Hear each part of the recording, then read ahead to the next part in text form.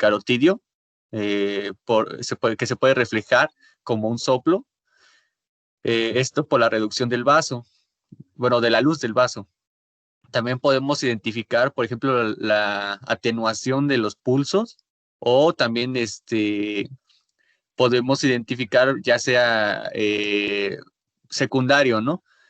Podemos ver a un paciente que tenga sobrepeso o obesidad, del cual inicialmente sospecharemos que tendrá una patología dislipidémica. La siguiente, por favor. Y bueno, básicamente el diagnóstico preciso, o sea, ya el definitivo, se realiza mediante pruebas de laboratorio, en las cuales el objetivo va a ser calcular diferentes concentraciones tanto de lipoproteínas como de colesterol y triglicéridos libres. Para empezar, es de importancia directa para trastornos dislipidémicos el cálculo de lo que son la cantidad de LDL unida a colesterol y la cantidad de residuos de LDL y otras sustancias lipídicas que no se clasifican como HDL unidas a colesterol. Y bueno, para el cálculo de cada una de estas, pues tenemos diversas fórmulas, ¿no? Háblese, por ejemplo, de la fórmula de Fringwood para lo que es el colesterol unido a LDL, y también para sustancias no HDL, pues tenemos esta otra formulita, ¿no? Siguiente, por favor. Y bueno, aquí les presento una clasificación que representa los valores de acuerdo a cada sustancia. Tomando en cuenta, por ejemplo, aquí lo que más destacaría sería el colesterol unido a LDL, donde vamos a tener niveles óptimos, deseables, límites altos y ya un grado muy alto, ¿no? De acuerdo a la bibliografía, puede variar. Sin embargo, lo tomé de una fuente, digamos, algo confiable, y pues nada, lo podemos tomar como referencia a la hora de examinar a nuestro paciente. Siguiente, por favor. Ok, vamos a explicar, ya entrar a la aterosclerosis. Esta se define como la enfermedad de la vasculatura arterial que se caracteriza por la alteración del equilibrio y la acumulación normal de lípidos, células inflamatorias, depósitos de matriz y proliferación de células de músculo liso en la pared de las arterias de mediano y de gran calibre. Esta ocurre frecuentemente en la segunda década de la vida y se desarrolla más con la edad. Esto pues marca una diferencia entre las características de una placa crónica y una aguda, que ahorita vamos a ver qué es lo que es. Las lesiones ateroscleróticas pues pueden ocurrir en cualquier lugar, pero es común en las curvas y en las bifurcaciones de los vasos, que es donde este flujo pues laminar se ve perturbado. Los vasos con mayor probabilidad de verse afectados pues son las arterias coronarias, la carótida y arterias cerebrales, como el polígono de Willis, y también el sistema iliofemoral. Esto resulta pues en manifestaciones clínicas pues como muy heterogéneas, porque pues dependiendo del lugar donde se origine la placa, pues será el tipo de manifestaciones que habrá. Pero pues puede causar principalmente isquemia, infarto al miocardio, ictus y enfermedad vascular periférica. Aquí como dato curioso, pues este término de aterosclerosis se deriva de la palabra griega para referirse a la papilla, que refleja la apariencia del material lipídico que se encuentra en el ateroma.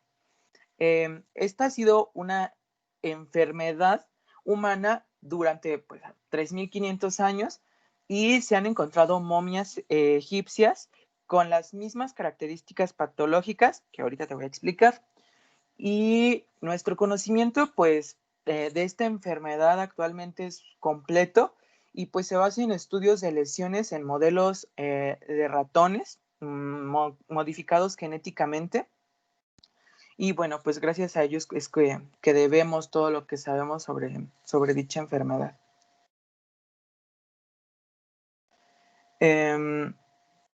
Aquí les coloqué esta imagen porque pues me pareció interesante. Este es de un artículo del 2017 en el que pues es para explicarles que la progresión de las lesiones vasculares comienza en la íntima y afecta pues principalmente a la media y a la adventicia.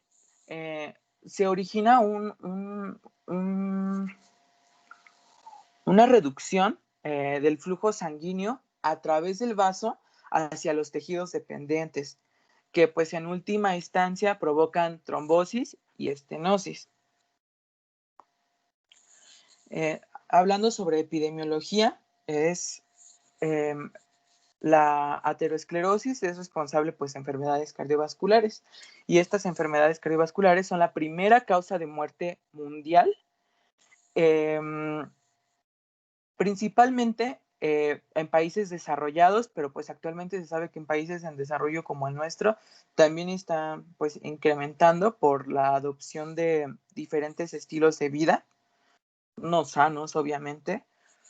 Se estima que el 75% de las muertes por enfermedad cardiovascular pues, suceden en países como el nuestro, en vías de desarrollo, puesto que tenemos un acceso limitado a la atención médica, y cuando lo tenemos, pues a veces es ineficaz, no hay equidad.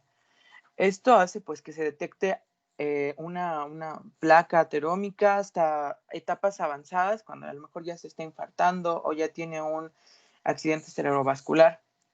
Y pues esto aumenta la mortalidad, ¿no? Porque pues ya lo estamos detectando hasta que está la complicación. Aquí está este número, 17 millones. Según la Asociación Americana del Corazón, más de 17 millones de personas murieron en 2013 por causas cardiovasculares. Pues esto la posiciona, como ya lo dije anteriormente, como la primera causa de muerte mundial. De estos 17 millones, 7.4 millones murieron por coronariopatías y el 6.7 por accidente cerebrovascular. Ahora les presento esta gráfica en la que pues es importante destacar que muchas muertes por accidente cerebrovascular pueden no ser resultado directo de una enfermedad aterosclerótica. No, pues ya hemos revisado esto, ya que factores como la hipertensión son también importantes o tienen peso en su fisiopatología. De manera similar, pues no todos los casos de miocardiopatía son resultado de un daño isquémico, y algunos casos de fibrilación auricular pues tampoco se asocian a aterosclerosis. Aquí hay aún más cifras. Bueno, el 50.6% es el porcentaje que los hombres representamos por muertes de enfermedad cardiovascular. 1.044 millones de dólares es el estimado del costo asociado a enfermedades cardiovasculares que se estima para el año 2030.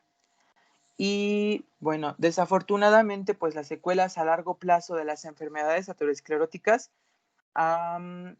pues ha aumentado con la parte de pues el tratamiento y de que pues ya se logra que más personas vivan, pero pues ocurren enfermedades como rebote a esto, que es la insuficiencia cardíaca, que ha aumentado en un 100%. Y bueno, voy a decirles lo siguiente con una voz de comercial, porque sonó muy bonito en el artículo en el que lo consulté.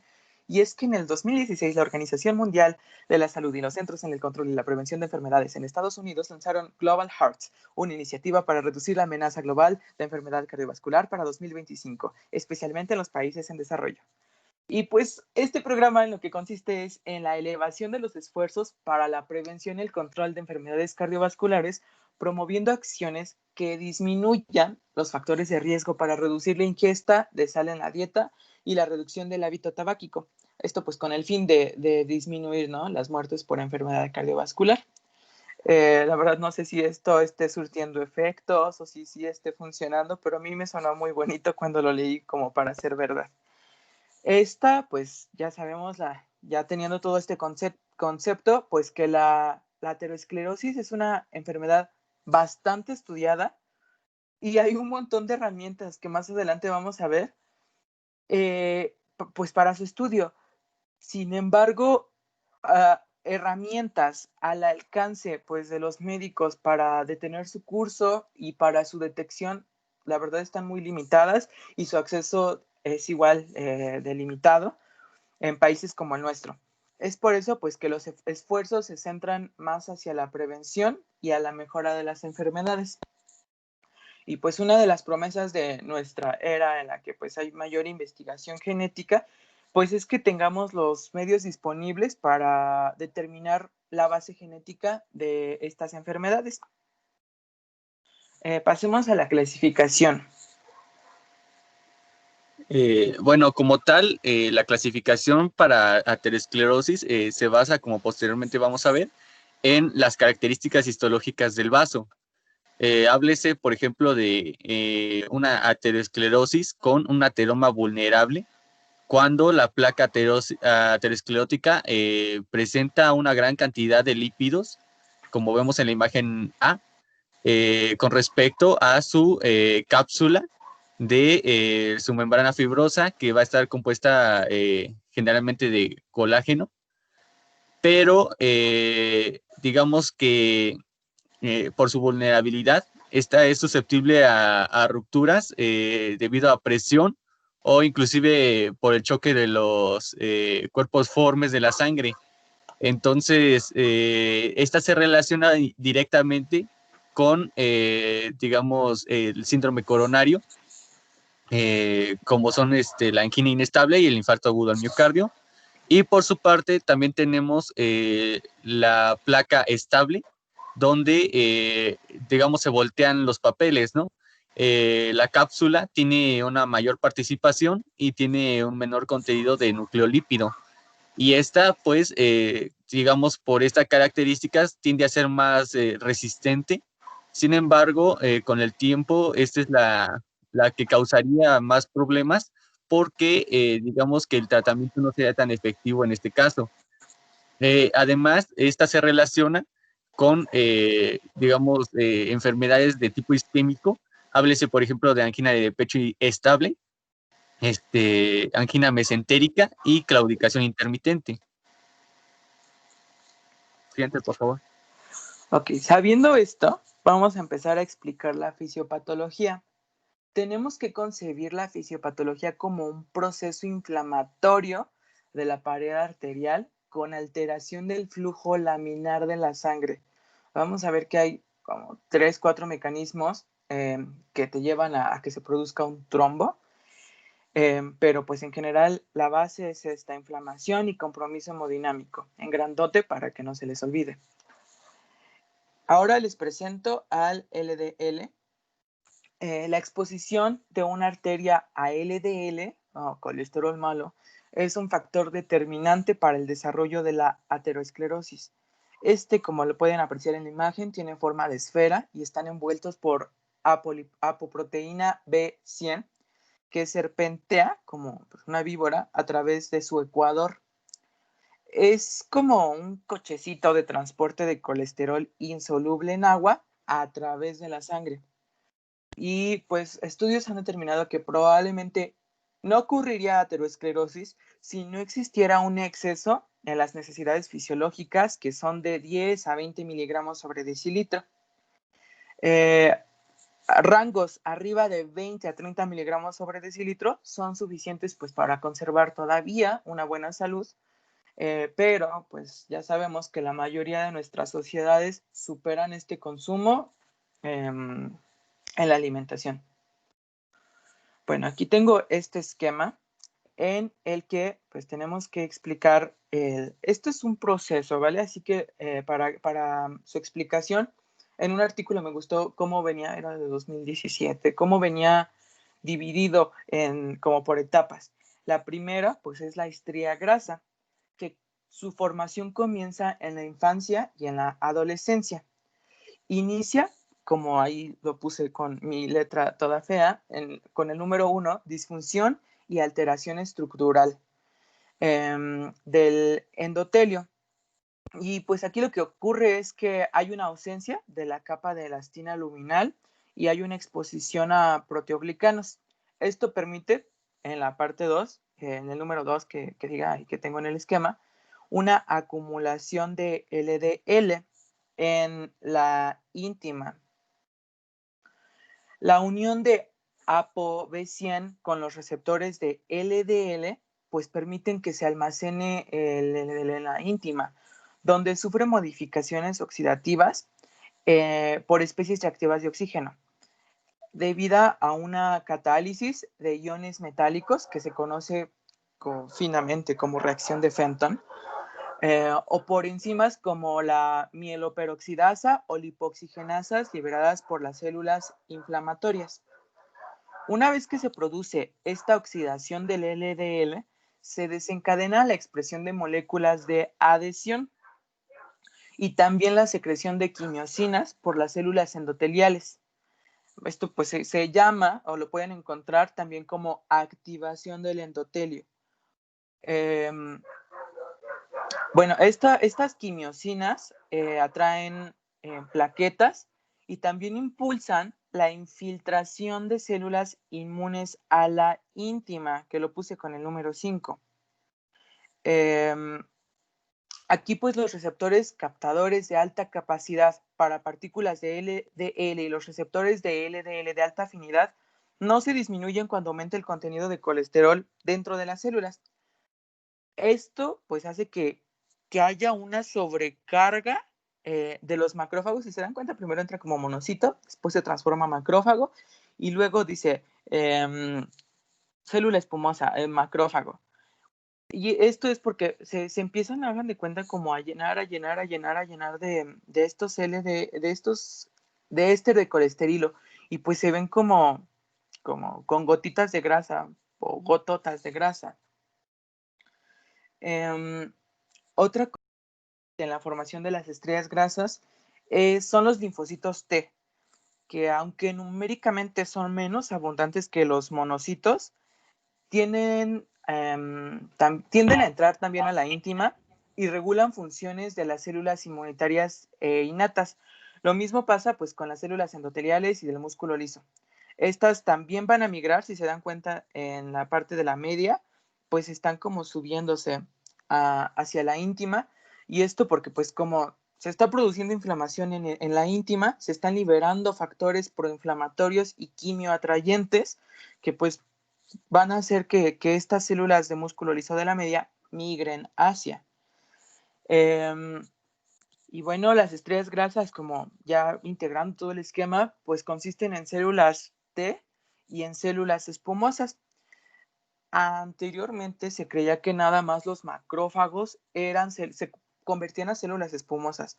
Hoy se sabe que también las células musculares se convierten a células espumosas.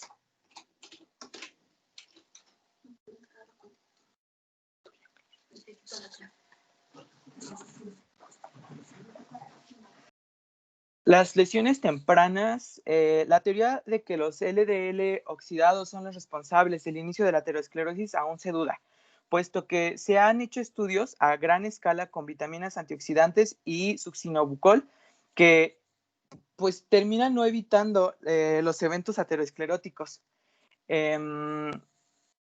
Ya como otra vez repitiendo, pues el LDL unido a colesterol se ha encontrado como un factor causal indudable y un objetivo terapéutico en la aterosclerosis.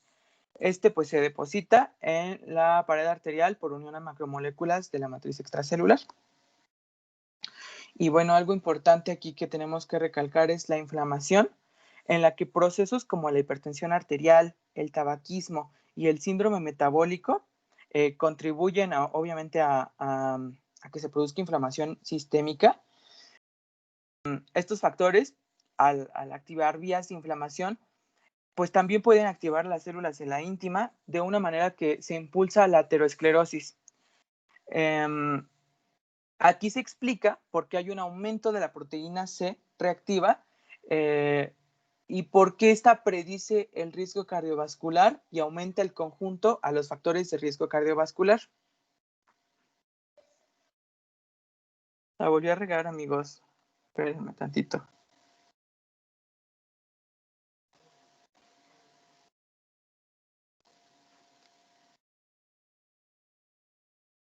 Ya, es que hagan de cuenta que lo que hago es jalarle, pero saco otra pestaña y se me quita la presentación, como que se bloquea en automático. Bueno, la siguiente etapa en la formación es la formación de un fibroateroma temprano que ocurre en adolescentes en los años, en la década de los años pues 20, ¿no? Como nosotros estamos ahorita formando fibroateromas tempranos. En este se acumulan células espumosas de macrófagos y pues de músculo liso. Durante años ya les dije que pues nada más se consideraban los macrófagos como las únicas células espumosas, pero pues ahora también a las de músculo liso. Bueno, aquí hay un desbalance y la inflamación, hagan de cuenta que se sale de control, es excesiva y a su vez las células de músculo liso que están migrando empiezan a secretar proteoglicanos. Estos se unen a lípidos y aumentan la capacidad, ¿no? de la placa de seguir reteniendo y reteniendo y reteniendo líquidos y se va haciendo cada vez más y más y más gordota. Y obviamente en todo este proceso estas células que están infiltradas aquí no son eternas y se mueren. Y si se mueren, pues generan restos necróticos. Estos restos necróticos se unen en el centro para formar un núcleo necrótico, que lo que hace no es más que provocar más inflamación y más inflamación de la que ya había. Estos núcleos necróticos y a esta altura, pues ya del partido, capa fibrosa delgada. Está hecha por colágeno y también por células de músculo liso. Los macrófagos activados en esta etapa aumentan la producción de enzimas de la familia de las metaloproteinasas de la matriz que se encargan de la degradación del colágeno y que da fuerza a esta capa fibrosa. Esto va a hacer que se debilite y hace esta capa fibrosa a romperse. Que diga, tiende esta capa fibrosa a romperse. Y bueno, como complicaciones. Las complicaciones suelen pasar ya en personas de 55 a 65 años, que es como la edad de fuego en la que se pueden padecer enfermedades cardiovasculares o más bien la resultante de la complicación. Y aquí pues ya el fibroateroma de capa fina puede romperse. A menudo pues ya dijimos, los grandes núcleos de lípidos están cubiertos por una capa fibrosa. Esta pues mide menos de 60 micrómetros y si se tiene esta característica de medir estos 60 micrómetros, se les llama placas vulnerables. Y pues más allá o sea, más de 60 micrómetros son placas vulnerables y menos de 60 micrómetros placas no vulnerables. Bueno, otra complicación es que el casquete fibroso se vuelve delgado y se debilita en algunos sitios por las enzimas proteolíticas que ya dijimos anteriormente que producen los macrófagos. Y si se rompen, pues exponen la pared arterial, o sea, en la placa como tal, que es altamente trombogénica, hacia la luz, hacia la sangre que está corriendo. Esto pues es potencialmente mortal, porque pues si se hace un trombo, muchos pueden ocluir el vaso, y pues si es un vaso importante, adiós mundo cruel, y pues en especial si es en las coronarias. Pero por otro lado, pues tenemos trombos que son pequeñitos y sufren una lisis. Esta lisis ocasiona que se libere un factor de crecimiento transformante beta que puede estimular la migración de células de músculo liso y la producción de más matriz extracelular. Entonces, se va haciendo, hagan de cuenta, como un pastel, capa sobre capa sobre capa sobre capa sobre capa, que se llama proceso de reparación, no, ¿cómo se llama? Curación, fibrosis, estenosis, calcificación. Que pues hagan de cuenta que es lo que se va haciendo es que se va estrechando cada vez y cada vez y cada vez más y más y más la luz. Y pues obviamente al existir esta como que, o sea, se va engordando más esta placa, pues también es trombogénico, ¿no? Porque resulta en un tope que distorsiona el flujo laminar que lleva ese vaso por dentro, pues se pueden originar igual trombos. También, otra cosa muy curiosa que sucede es que antes de que se ocluya el 40% de la luz de este vaso, el vaso, esta porción afectada, logra adaptarse y consiste pues en que la capa media y la adventicia hagan de cuenta que se van estirando para mantener el calibre de la luz del vaso.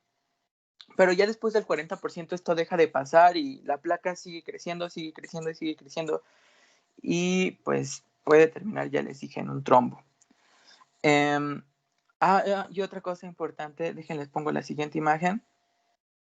Esta me gustó mucho porque pues es como un resumen de toda la fisiopatología, pero pues la usé yo para ilustrar que a la vez que todo ya lo anterior que les dije de la inflamación está pasando, se generan vasa vasorum, que pues se va metiendo hacia la íntima, pero pues hagan de cuenta que estos nuevos vasitos que se van formando son muy débiles.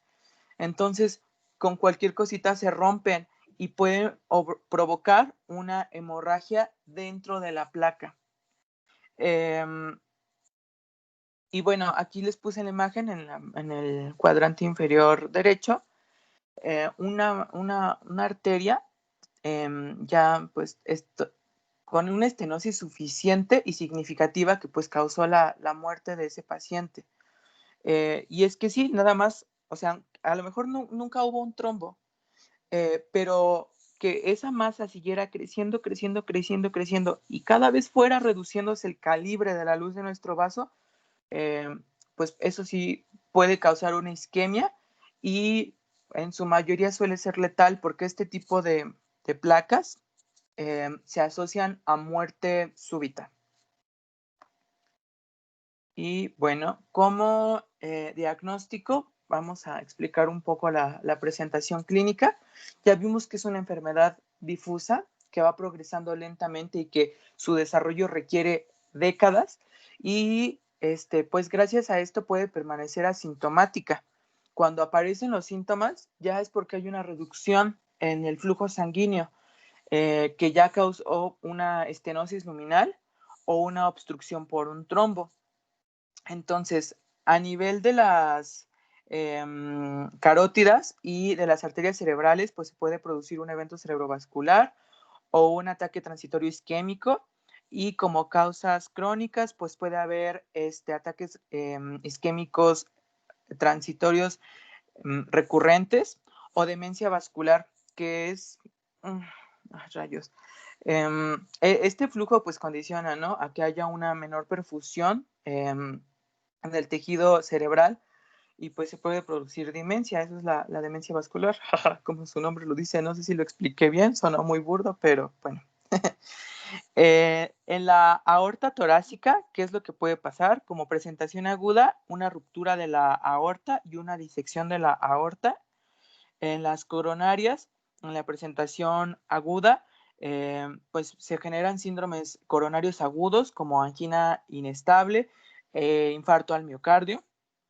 Y como eventos crónicos, angina estable e isquemia silenciosa. En la aorta abdominal, como evento agudo, se puede presentar oclusión de la aorta. Esto es muy raro.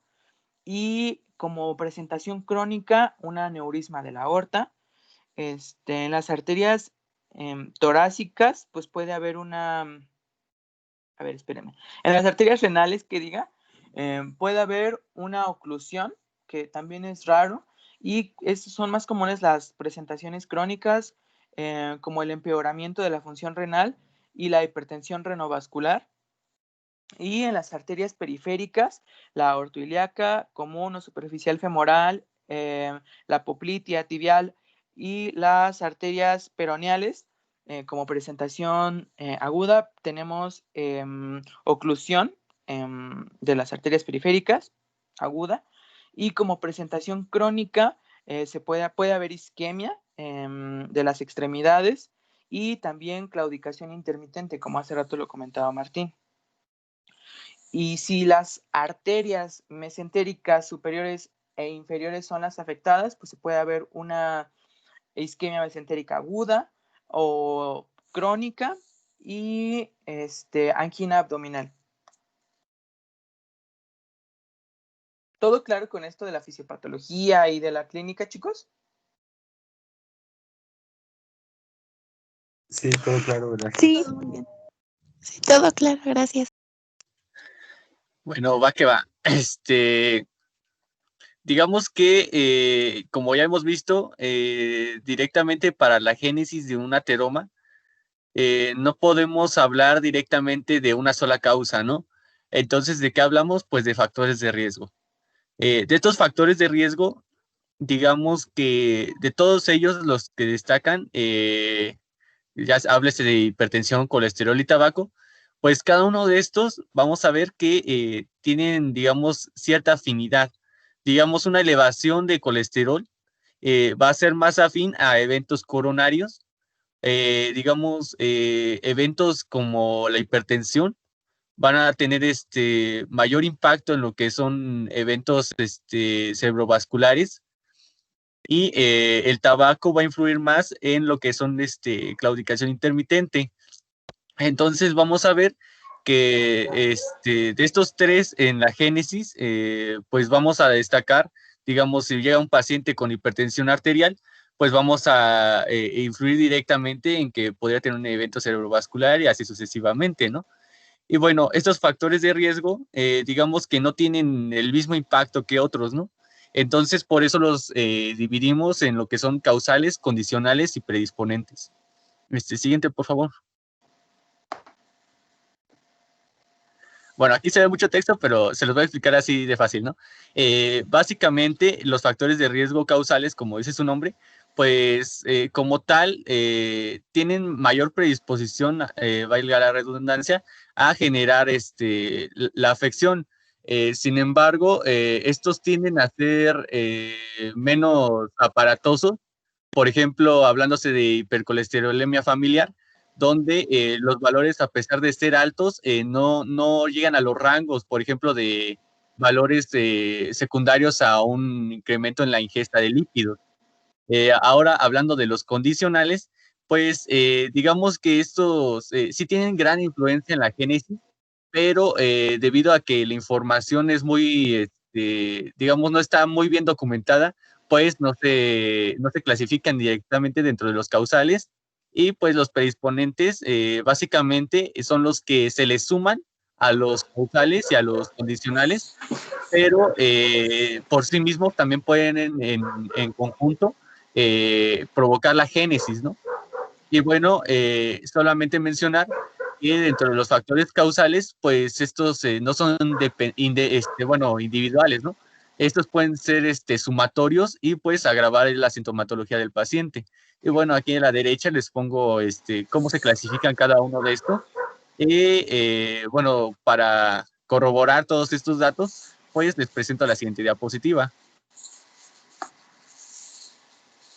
Y bueno, aquí hablando ahora bien como son los factores causales, que son los que ya hablamos que tienen mayor importancia, pues podemos ver, por ejemplo, en el caso de la hipercolesterolemia, que en relación de la relación de LDL con respecto a la de HDL, podemos ver que una mayor cantidad de estos, de los LDL, pues predispone consecutivamente a un aumento en la morbilidad y mortalidad del paciente. De igual manera, la hipertensión arterial, donde, digamos, valores sistólicos más elevados, pues predisponen mayor a eventos, pues que pueden conllevar a la muerte, ¿no? Y bueno, asimismo el tabaco y la diabetes mellitus.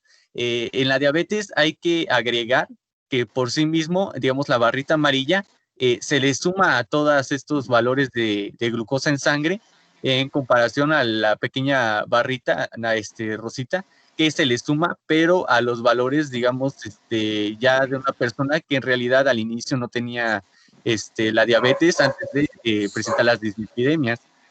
Por su parte, también la edad y el sexo, podemos comentar que, como ya había mencionado Adrián, pues en la edad, conforme va avanzando, digamos que es un factor causal porque independientemente de la dieta del paciente o de sus hábitos pues de ejercicio y todo eso, vamos a, perdón por el león, vamos a destacar que conforme avanza la edad, pues básicamente el paciente va a presentar una mayor oclusión de sus vasos, ¿no? Y pues por parte del sexo se menciona que los hombres tienen mayor predisposición a estas afecciones y que las mujeres, a pesar de que avance la edad y que ocurra la menopausia, pues nunca van a alcanzar los valores de los hombres. Sin embargo, sí existe esta variación premenopáusica y posmenopáusica que pues marca el inicio o la piedra angular para el tratamiento inicial hacia las mujeres. Siguiente, por favor. Y bueno, aquí me gustaría agregar algo que encontré, y es que encontré un factor de riesgo que es como de reciente descubrimiento, es la hematopoiesis clonal de potencial indeterminado.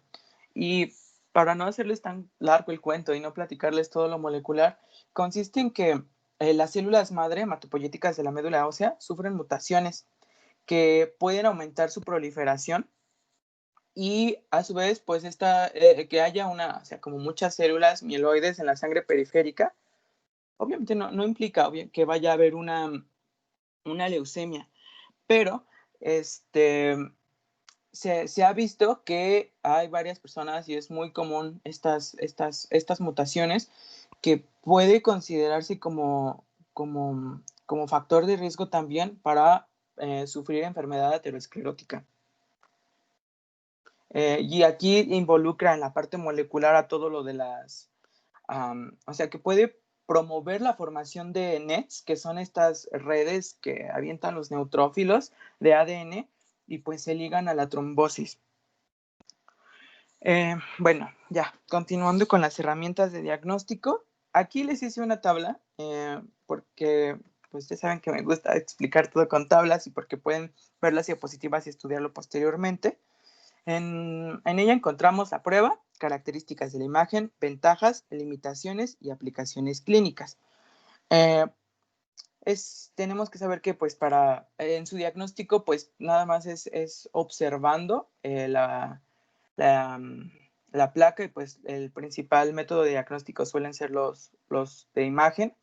Y pues tenemos el ultrasonido o a la ecografía con Doppler, que nos va a permitir la diferenciación de algunos componentes de la placa. Sus ventajas es que no es invasivo y no requiere exposición a la radiación, solo se usan vasos superficiales y de gran calibre, así que pues esto es una limitación. Y las aplicaciones clínicas pues sirve para ver a las arterias carótidas, arterias intracerebrales con ecografía Doppler transcraneal, aorta abdominal, vasos de extremidades inferiores. Por otro tenemos la angiografía por tomografía computarizada, que permite diferenciar entre una placa calcificada y no calcificada. Punto, sí, cierto. Esto se me pasó comentarles en la fisiopatología. Mientras todos esos procesos complejos que les acabo de decir, ocurre una calcificación de la placa. Hagan de cuenta que también se va infiltrando calcio y pues esto va generando, al principio son unos pequeños agregados nada más, como piedritas chiquitas, y luego se hacen nódulos. Obvio, si la placa se rompe, estos nódulos se exponen hacia la luz del vaso y pues se convierten en sitios de trombosis. Entonces, la angiografía por TC nos ayuda a diferenciar, ¿no?, entre placas que están calcificadas y no calcificadas. Las ventajas son que no es invasivo. Las limitaciones es que pues, se necesita un agente de contraste iodado y hay una exposición a la radiación. En las aplicaciones clínicas, pues es que se pueden apreciar la mayoría de los territorios vasculares. Tenemos la resonancia magnética, en la que pues igual, o sea, no se pueden evaluar los componentes de la placa, pero pues sus ventajas son que no son invasivas y no requieren una exposición a la radiación.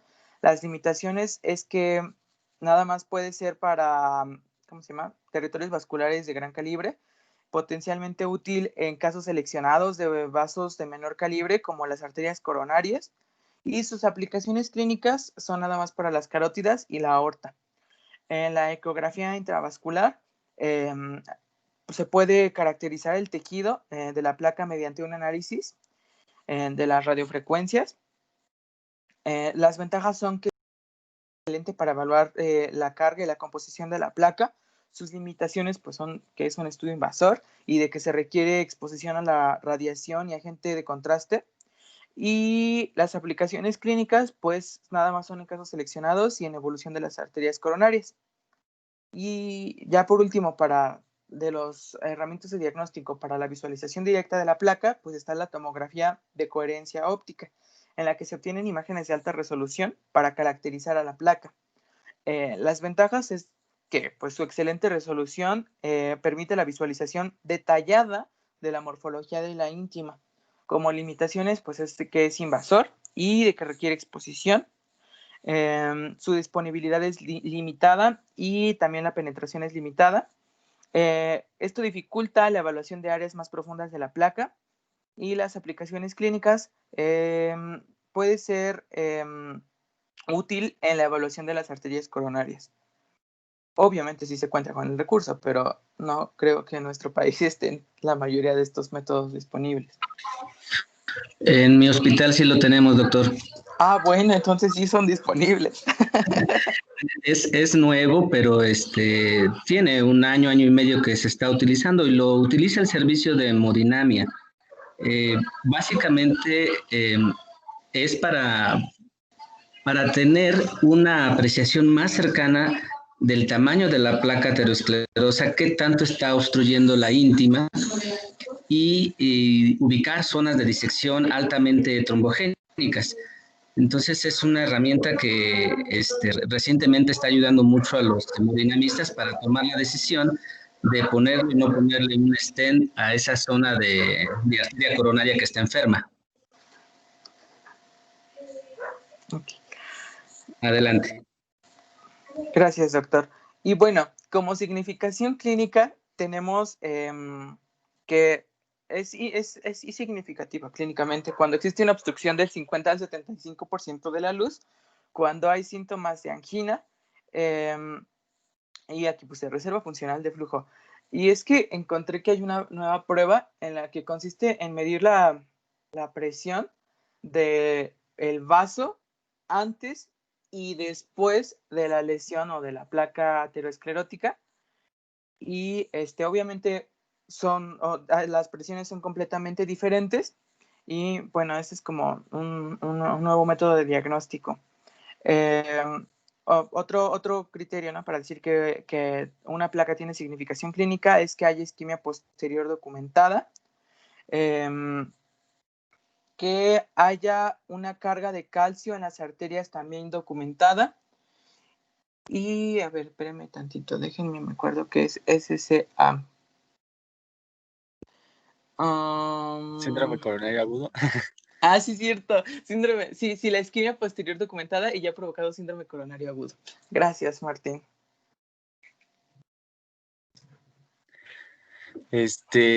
Bueno, ya para irnos más rápido y ya que vayamos a desayunar, ya finalmente tenemos lo que es el tratamiento y la prevención, ¿no? Hablando de tratamiento, vamos a hablar de uno no farmacológico y farmacológico, donde el no farmacológico va a estar enfocado directamente en lo que es una calidad de vida y estilo de vida saludables. ¿Esto qué es? Pues abandonar los factores de riesgo, tener una dieta hipolipídica y, esta equilibrarla con ejercicio. Y bueno, como aquí dice, abandonar, digamos, todos esos factores de riesgo o los desencadenantes que nos provocó la aterosclerosis. Digamos, esto va a ser paulatinamente, hablando, por ejemplo, del tabaquismo y hablando de dietas hipercalóricas. Ahora bien, del farmacológico, ese tiene muchas opciones terapéuticas, pero inicialmente se tiene que, hay tratamientos hipolipemiantes, antiagregantes plaquetarios y antiinflamatorios debido a toda esta fisiopatología que ya hablamos, ¿no? Siguiente, por favor. Y bueno, terapia hipolipemiante, pues tenemos los inhibidores de la HMG coenzimada reductasa o también llamadas estatinas. entre los que encontramos, por ejemplo, la atorvastatina y la pravastatina. También tenemos los inhibidores de la absorción de colesterol, como es la ezetimiba. Estos dos, lo que son las estatinas y los inhibidores de la absorción de colesterol, pues digamos que son en conjunto el tratamiento de preferencia, ¿no? También tenemos fibratos, hablándose, por ejemplo, el más usado es el benzofibrato, de acuerdo a la bibliografía que consulte, pero se dice que estos tienen menor ventaja que las estatinas debido a que, digamos, su acción no es tan destacada por, digamos, la farmacodinámica que lleva, ¿no? Y estos nunca deben de estar abandonados, digamos, no puedes tratar solamente con fibratos a un paciente, estos los puedes tratar aunados con estatinas, pero nunca el fibrato solo. También tenemos los secuestradores de ácidos biliares como la colestiramina, también inhibidores del receptor de LDL, proteína convertinasa, subsilina, creatina tipo A, tipo 9 o PSCK9, ¿no? Más fácil. Entre los que encontramos la evolocumab y el aligrocumab. Estos pues son relativamente más nuevos, pero su acción tiende a ser muy ventajosa en combinación con las estatinas. Siguiente, por favor. Y bueno, pues estamos hablando de estatinas y estatinas, ¿no? Y bueno, por eso de su mayor importancia y digamos, su relevancia en el tratamiento, pues tenemos, de acuerdo a la clasificación del paciente, vamos a darle una intensidad, ¿no? De alta intensidad podemos encontrar ciertos medicamentos como la atorvastatina, 40-80 miligramos por día, en moderada y baja intensidad. Bueno, estos en combinación con otros medicamentos, como ya hemos visto, tienden a ser más funcionales y mejoran la esperanza de vida del paciente. Siguiente, por favor. Y bueno, la terapia de antiagregación plaquetaria se basa principalmente en lo que son antiinflamatorios no esteroideos, hablando específicamente de la aspirina, y también inhibidores del receptor purigénico P2Y12, como el clopidogrel y el tecagrelor. Estos básicamente se utilizan más que nada en tratamiento después, digamos, de un evento coronario, por ejemplo, ¿no? En donde lo que más importa aquí es evitar que se siga formando esta placa, ¿no? Y también estos no pueden utilizarse directamente como factores, bueno, como tratamiento de prevención porque pues es mayor el riesgo, ¿no? En la balanza que el beneficio. Siguiente, por favor. Y bueno, en terapia antiinflamatoria, pues tenemos algo más nuevo que es el anticuerpo anti-interleucina 1 beta, como el canakinumab, que ahorita pues dice que es muy bueno y toda la cosa, pero pues todavía está medio en experimentación, entonces pues no podemos recetarlo como tal. Y también tenemos un arma de doble filo, ¿no? Podemos utilizar la aspirina tanto para antiagregación plaquetaria como para antiinflamatorio, pero en diferentes dosis. Y también destacan para la inflamación el naproxeno. Siguiente, por favor. Y bueno, la prevención. En la prevención vamos a tener que tenemos primaria y secundaria. Primaria antes del evento y secundaria después del evento. ¿A qué me refiero al evento? Pues ya todos los que hemos visto, ¿no? El más destacado es infarto agudo al miocardio, donde la prevención primaria, pues, digamos que se toman los niveles lipídicos del paciente y se ve que tiene dislipidemia y pues tenemos que contribuir con la prevención primaria, ¿no? Esta consiste en lo que ya hemos visto, la adopción de un estilo de vida saludable desde la infancia y la reducción de los factores de riesgo y pues también destaca que las nuevas actualizaciones de las guías mencionan que el tratamiento con estatinas resulta ser mucho mejor, ¿no? Y en prevención secundaria, pues después del evento, pues todo el tratamiento que le va a dar el médico evocado a un paciente de acuerdo a lo que tuvo y también pues lo que ya hemos visto, ¿no? La reducción de los factores de riesgo, pues para que no vuelva a ocurrir este evento o para que disminuyan los factores que lo pueden desencadenar, ¿no? Y bueno, pues esto fue todo de nuestra parte, agradecemos su atención y si alguno presenta alguna duda, pues nos la puede comentar para ver si la podemos resolver en este momento. Muy bien, doctores. Habitualmente me dejan muy poco que decir. Creo que aquí básicamente la fisiopatología de la formación de la placa de ateroma es fundamental, porque conociendo la fisiopatología podemos darnos cuenta de todas las decisiones terapéuticas y hacia dónde va dirigido el manejo médico. Tenemos factores de riesgo cardiovascular, tabaquismo, obesidad, hipertensión, uso de cocaína, diabetes mellitus. La suma de estos factores o un factor aislado, lo que nos va a condicionar es disfunción endotelial. Creo que eso es lo que desencadena toda la cascada de formación de la placa de ateroma. Ustedes saben que el endotelio es un órgano que va a mantener la homeostasis en el interior de los vasos sanguíneos. Entonces existen sustancias que producen estabilidad del endotelio, vasodilatación, como es el óxido nítrico, algunas prostaglandinas como la PG1, PG2, que también producen vasodilatación, y contrariamente sustancias que producen vasoconstricción, como son la endotelina. Cuando nosotros tenemos una disfunción endotelial, todos estos mecanismos pueden estar alterados. Entonces, normalmente nosotros tenemos un endotelio que no tiene mucha permeabilidad hacia lipoproteínas LDL. Cuando hay disfunción endotelial, esa es la primera fase en donde aumenta la permeabilidad de lipoproteínas LDL al endotelio y empieza la cascada de formación de la placa de ateroma. Las LDL que se acumulan en la íntima del vaso sanguíneo no deberían de estar en esa cantidad. Entonces, tiene que haber un mecanismo que empiece a fagocitar, en este caso los macrófagos, monocitos que se convierten en macrófagos, y van a empezar a comer de forma desatada, ininterrumpida, no paran hasta que explotan. Empiezan a comer las moléculas de LDL. En esta fase se llama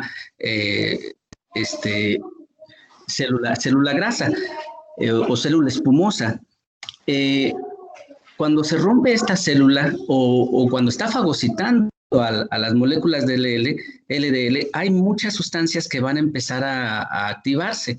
Entonces, los macrófagos activan a las células del músculo liso a que migren de la capa muscular a la capa íntima. Y además existen otros factores que van a intervenir para formación de otras sustancias proinflamatorias. Como decía el doctor, se rompe el macrófago, expone en el centro un núcleo necrótico y esto hace que se libere factor de necrosis tumoral, interleucinas, factor de crecimiento derivado de las plaquetas. O sea, son muchas sustancias proinflamatorias. Ahora, ya tengo ahí mi capa o mi célula formada con núcleo lipídico y tengo que estabilizarla. Entonces empieza a haber, además de las células musculares que empiezan a formar el capuchón, también hay migración de fibroblastos que forman fibrina y que se unen a las células de músculo liso para formar el capuchón. Aquí decía el doctor, o sea, poco a poco se va formando este capuchón. Entre más rígido sea el capuchón, menos riesgo hay de que las fuerzas que están en el interior del vaso, en la luz del vaso, lo rompan y se exponga el centro lipídico que es altamente trombogénico. Entonces, aquí, contrariamente, entre más se va formando esa placa de ateroma, se hace más dura, menos riesgo existe de que se rompa. De hecho, hay casos en donde podemos tener en pacientes diabéticos principalmente que tienen hilos de sus arterias coronarias, prácticamente vasos de menos de 2 milímetros, vasos coronarios, cuando su diámetro habitual es de 6 a 7 milímetros. Entonces ya tienen obstrucciones crónicas. Nunca se desencadenó un síndrome coronario agudo, y lo que han formado es una red de circulación colateral que gracias a esta isquemia crónica que está generando el vaso obstruido, es el principal estímulo para la formación de esta circulación colateral. Creo que aquí es muy importante que se lea la fisiopatología. El manejo médico va dirigido, como en todos los casos de factores de riesgo cardiovascular, modificar todos estos factores: hipertensión, tabaquismo, diabetes, obesidad. Y en el tratamiento médico, las estatinas son la piedra angular del manejo de la aterosclerosis, principalmente la elevación de las LDL. Tenemos prevención primaria, tenemos prevención secundaria. Prevención primaria, habitualmente manejamos colesterol LDL por debajo de 130. Esto es cuando no ha habido un evento isquémico, ya sea isquémico cerebral, isquémico a nivel cardíaco o vascular periférico.